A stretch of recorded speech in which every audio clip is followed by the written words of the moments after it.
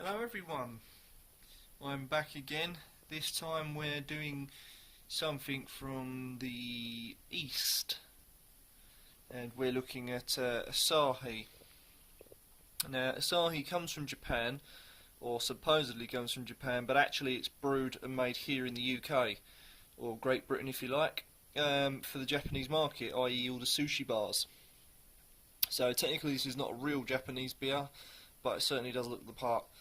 Asahi then actually means rising sun, okay, when translated in Japanese. Obviously I do speak a little bit of Japanese, and also it actually even tells you there on the back that it actually means rising sun and how to pronounce the beer. So there we go, 5%, and there's a 330ml. So there we go. Come on, when the focus goes. Here we go. Right, and there's the cap there. Just says Asahi with some funky Japanese katakana writing, as it's called. Lovely stuff. So here we go then. The review starts, and it starts good. The head's diminished, but it did pour a clear, frothy, sort of white head, only a small one. But that has gone down, which I was a bit disappointed of. So that's gone really, really quickly. As you can see, it's like a very golden colour. Good carbonation, and also would like to point out, not many beers do this, but as you can see all around the glass there's lots of bubbles. Look, they're just hanging on the glass. They're not actually popping, they're just hanging, sitting there almost motionlessly. Isn't that cool? So I'm going to smell.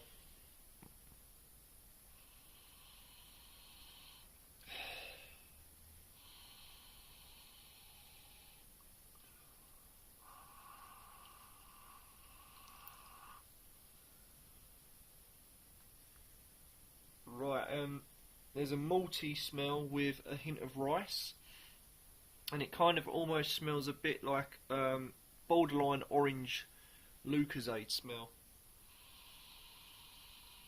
or maybe an iron brew if anyone drinks iron brew or Lucozade. It's got that sort of smell to it, but yeah, definitely malt and rice smell picking up there on the nose.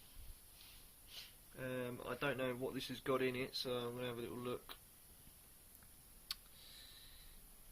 And it doesn't give nothing away, it just says it's used by the finest ingredients, so this will be a test. A test it certainly will be.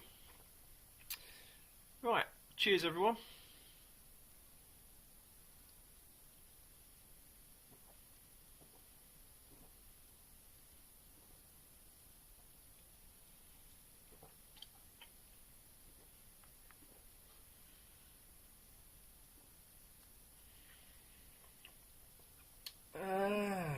Right, clean, crisp.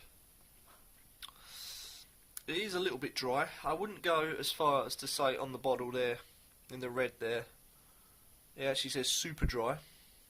I wouldn't actually say that it is super dry at all. It has a dry finish on it, without a doubt, but I wouldn't say it's really, really super dry.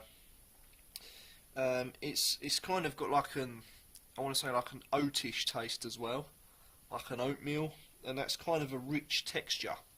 Okay, like a rich oatiness to it, with like a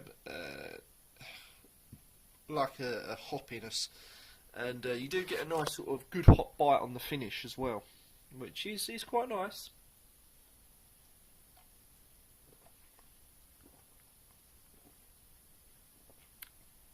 I'd say quite a smoothish beer as well, and you know, carbonation is quite mad in the mouth, so you do get a fair old whack of the carbs there.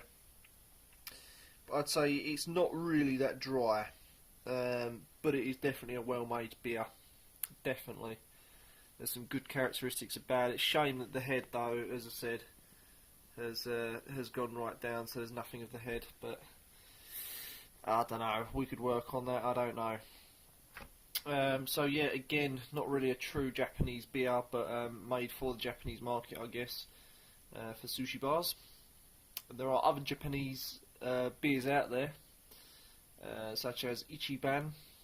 Then you've got Asahi Black. I think that's about it at the moment, off the top of my head.